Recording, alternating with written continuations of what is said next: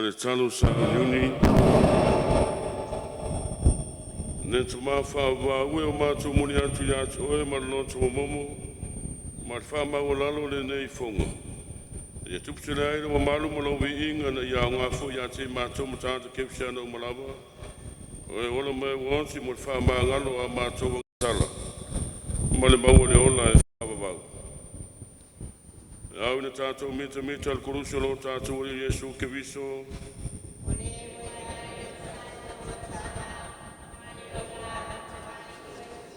Nia tātou te tāno.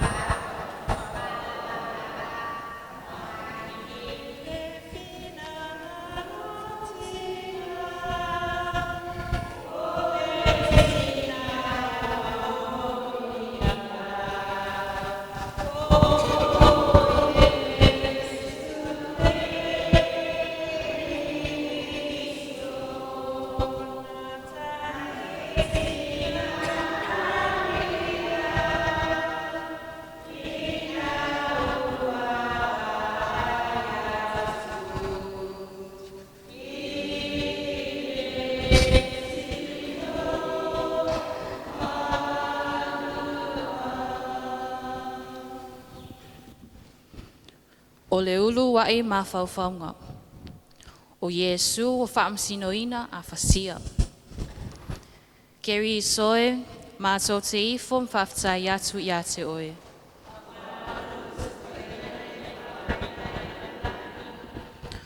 Wow, ona tau pule pule lo lea o le awo si tau langa sili. Whaatasi ma le au fono uma. Wala atou sai Yesu, matai atu o ia, matui na atu ia Pilato. Ua whaapea mai lato uma, e tatau o na oti o ia. O na tui na atu lea o ia ia te lato e Pilato, ina ia whaakoluse ina. Sa le i whasao ina i le atua lona lava alo.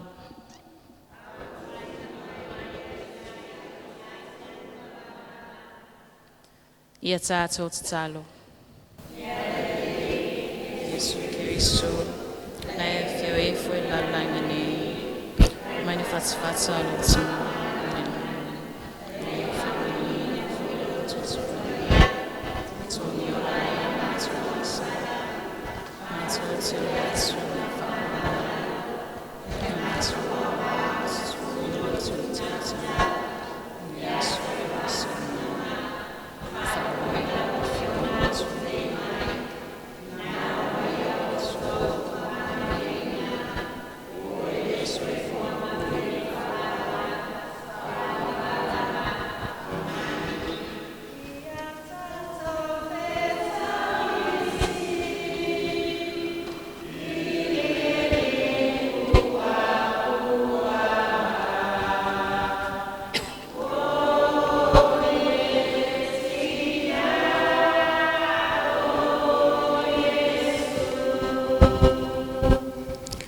O le lona lua o mawhauwhaunga, o Yesu o lo tali le avenga o lona Koluse.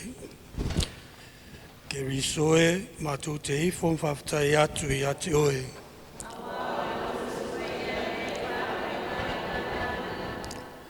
O ave e ia lona Koluse, o maliwa tu fo i le mea tā ua o Kalevario. Si o lau whae ke risoe lo mātou tupu, na o oe e to atasi, na e alofa mai i o mātou sese. O lo stai il tamā, o taitaina atu ai oe, e whakoluse ina, e pei o tamai mā moe o saolona lelei, o taitaina ina ia fasia. E a te oe le mamalu ma le vi inga, e a te oe le manu malo ina ia fasia. E a te oe le mamalu o le vi inga, ia te oe le mamanu, ma le malosi, ia te oe le whanene enga, ma le whamanu silisili. Ua whae e ia te ia e le atua, a tātua mionga leanga malam.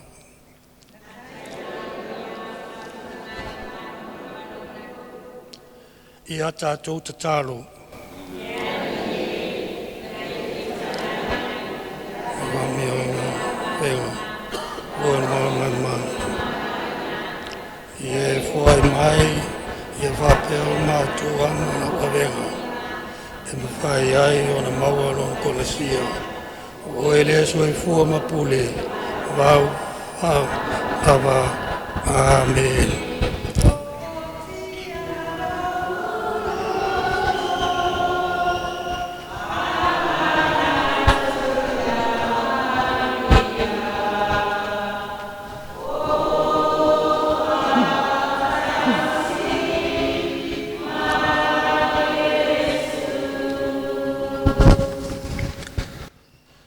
Tolua mawhauwhaunga o Yesu o lo pa'u malona Koluse.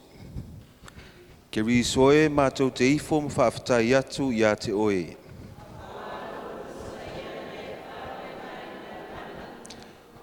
O Yesu ke riso o lo tātou o lii, ua wha mawala loina o ia e ia. Ua ana e o ina maliu. O le maliu lea i le Koluse. O le mea lava lea, ua matua wha e ina ai o ia e le atua. Ma fua ina atuai i a te ia o le suafa e sirisili i suafa umalava. O maia, i a tātou wifo, ma i a tātou pononou i luma o le atua. Whetangisi i luma o le alii. O le na whaia i tātou. A wā o lo tātou atua lava ia. E moni, wana tau ave o tātou tīngā.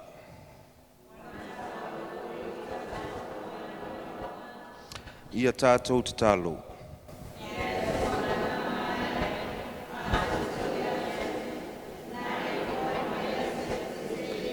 Mo i mātou. Ono puapua ngā o lo walo i tō tasi. Le so i fua mapule i le whaavau lava. Amen.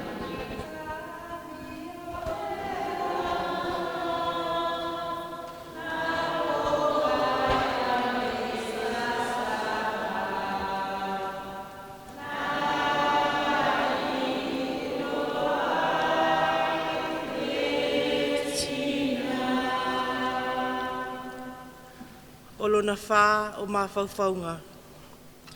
Wala whetai ai o Yesu malona tama. Geri soe, mātou te ifo, ma whawhetai atu ia te oe.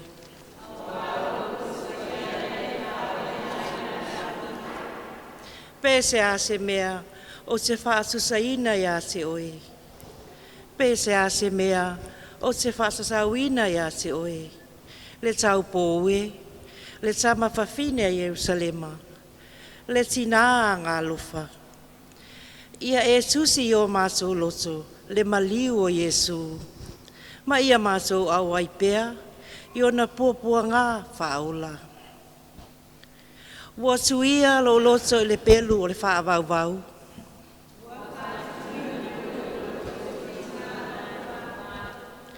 Ia tātou tatalo. Yesu Keriso, ia muti wale loa lofa ia te i mātou. I le tu aso nei, ma le tu aso lo mātou oti. Ona o tatalo fautua Maria lo tina. O tuia lo na loto le pelu o le whanoa noa. I le aso o pōpua ngā. O e le so i fua mapule le whavavau lava. Amene.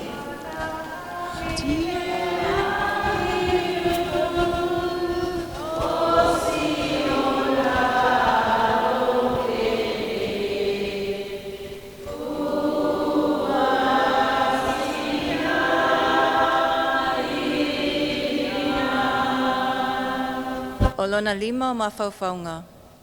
O Simone le Sirineo, ua sosoani a Yesu, Wala amo whaatasi lona Koluse.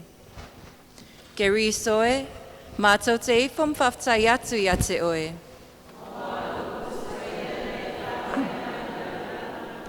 Ua lātou taitai atu o Yesu, o na lātou pue leo Simone le silineo o aluane. Ua lātou whaataua nau ia te ia, ina ia ave e ia le Koluse o Yesu. O na lātou whae leo le Koluse ia te ia. Na te whaafuata ma muli atu ia Yesu. O se le ave lona Koluse, ma ua le muli mai ia te au. I le mawhai o na whai o ia maupso o. Ia tātou te talo. Leli ia malielo finangalo. I le matalia o a mātou talasanga.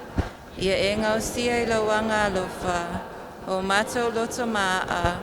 Ina ia mātou ana ia te oe. O na Yesu Keriso lo mātou alii. Amene.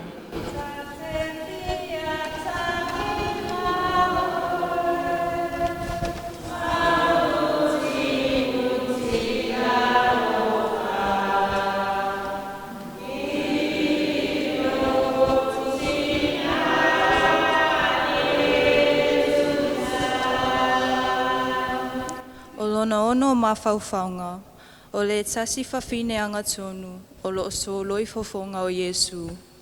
Geri soe mātou te ifo ma whawhetai atu ia te oe. Ua mātou wa ia te ia, ua le aiso na mātou ngō fie poso na la lelei. Ua inosia mātou ulafua ina o ia e tangata, o le tangata whaanoa fo'i, ua māsani fo'i ma le tinga. Ua tātou le manatua lava o ia. Ua whaaleanga whaapea na fofonga. Ua le toe fōlinga o ia I se tangata. Ai peitai, ua sili lava lana au lelei I atali I uma o tangata. O na whaalava fo'i, ua mālolo ai tātou. Aua e te liliu ese o fofonga ia te au. Ia tātou te talo. So ia whatusa, I le tutu pa ia Yesu Keriso lo walo, ina I tatai mātou uana, mātou te maua I la pano o elufa, ona Yesu Keriso lo mātou alii.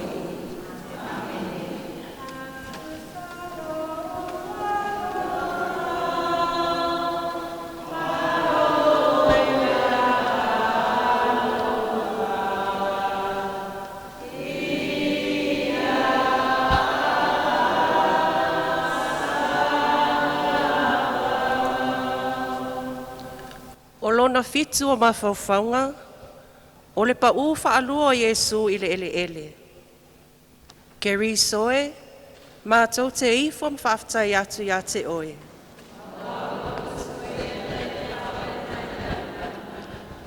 Ua lātou tuina au I lima, o e a mi o le anga. Matulia au, I e a mi o le tonu. Ua le whaasao ina lau ne iola. Ua poto whaatasi le au malolosi, e whaasanga tau mai a te au. E pei o ni tangata tino ese, ua lātou tutu fi whaasanga I mai I a te au. Ua lātou tai au, ini manua leanga, ma tau emu mai a te au. A au, o le tunga lava au, ai le se tangata au.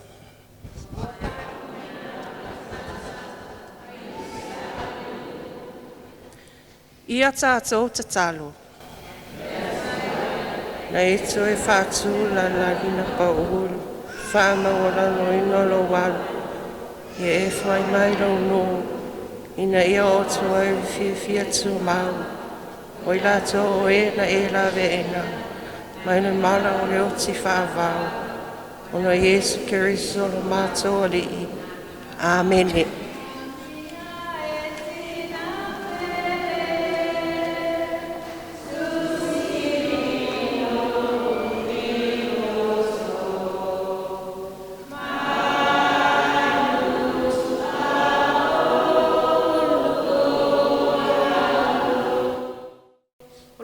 malu ma faufaunga. O Yesu o lo whetalaini upo lo whaifine Jerusalema. Ke risoe mātou te ifum whaftai atu i atu oe.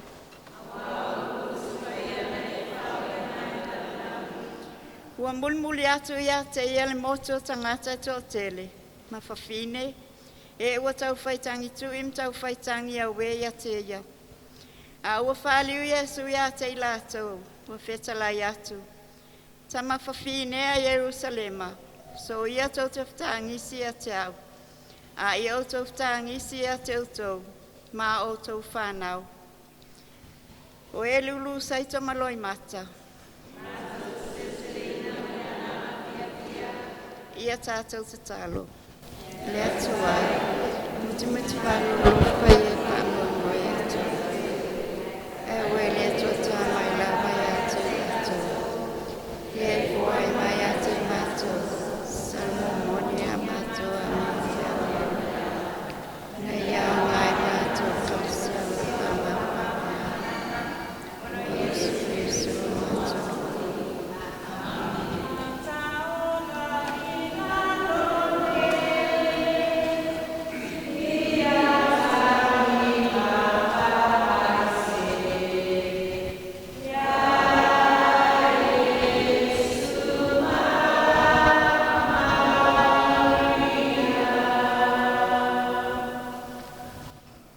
Iwa ma whauwhaunga, o le pa'u whaatolu o Yesu ma lona koluse. Geri soe ma to te ifum whaftai atu i ate oe.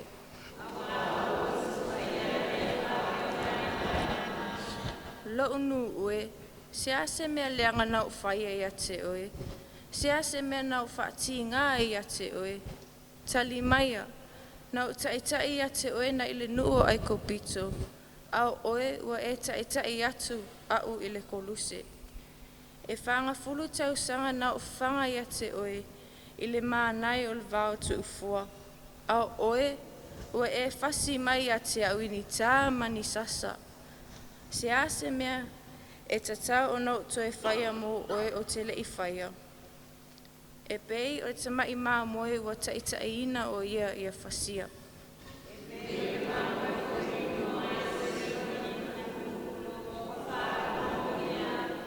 Ia tātou te talo. Ia li e, mātou te whakatu mātou. E ui mai na te mātou o mama o whakatu mā. Ale e e o whiona. E pā ue e mātou te mātou. E whakatu mai na whakatu mātou. E whakatu mai e te te mātou i nea. E o mātou whakatu.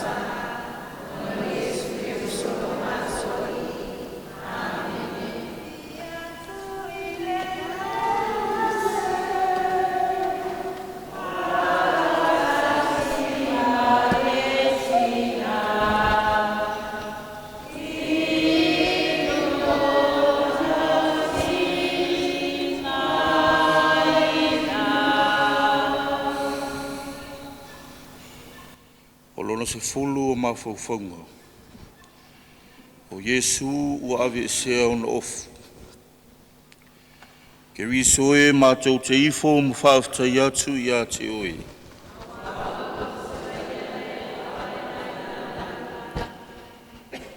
O lātou o atu i le mea ingoa i a Kolkota. E ta ua fōi o kāle valio. Lātou a vātu lea i a te ia o le vineka.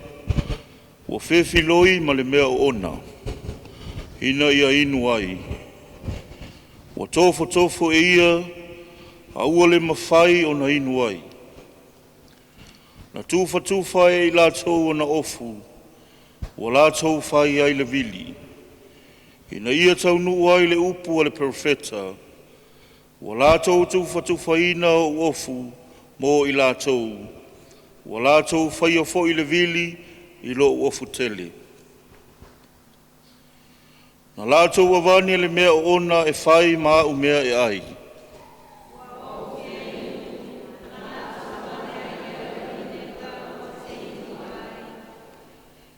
Ia tātou te talo. E ali ie, Ye ave se alo mātou tangata tuai, mana mionga le tonu, mona ala leanga. Aia whafu ia te mātou le tangata fōu. Ua whaia e fōlinga i le atua, i le ami o tonu, ma le ami o le lei whamao. No Yesu Keriso, u mātou o li. Amen.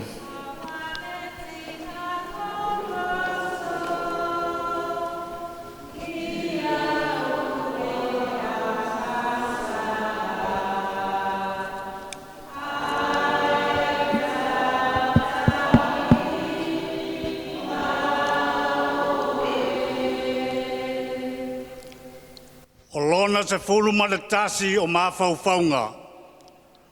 O tutu ia Yesu i le Koluse.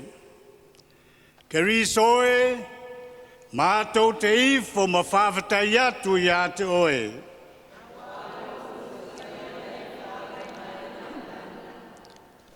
Wa lātou wo atu i le mea e taua o Kalevalio.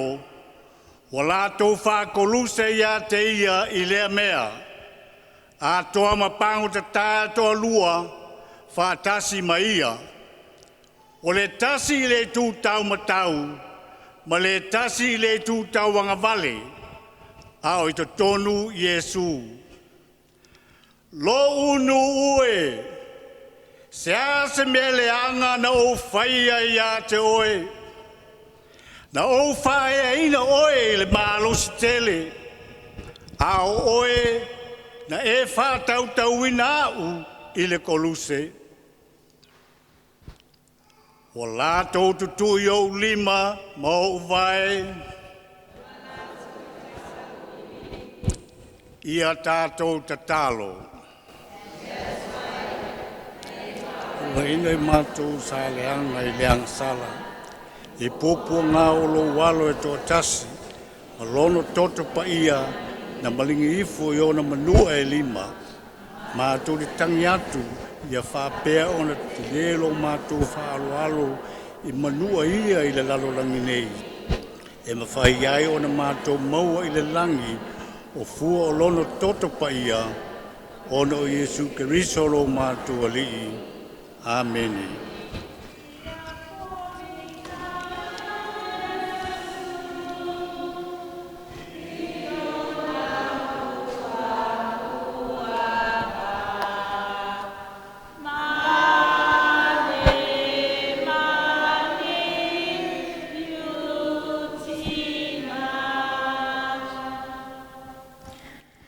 Olona sifulu malelua o mawhauwhaunga. Ua maliu Yesu il Koluse. Ke risoe mātou te ifo mwhaftai atu i atu.